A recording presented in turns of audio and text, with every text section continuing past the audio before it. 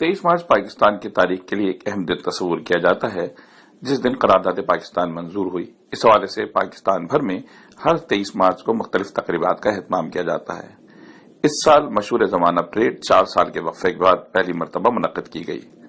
इस अहम दिन को न सिर्फ पाकिस्तान में बल्कि पाकिस्तान से बाहर रहने वाले पाकिस्तानियों ने भी बहुत अच्छे तरीके से मनाया।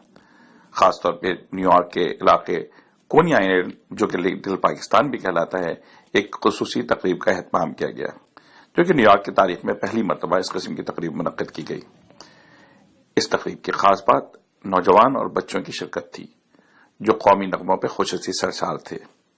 इस मौके पर बुजुर्ग और खवातीन भी उनके साथ साथ झूमते रहे।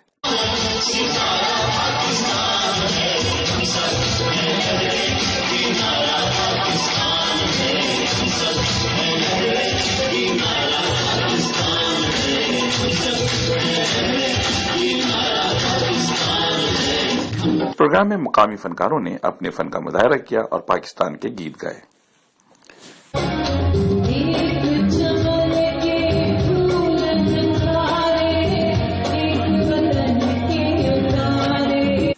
इस मौके पर मुकर्रिरीन ने पाकिस्तान के हवाले से अपने जज्बात का इजहार करते हुए कहा कि पाकिस्तान हमारे रगों में बसता है, हमारे दिल पाकिस्तान के लिए धड़कते हैं।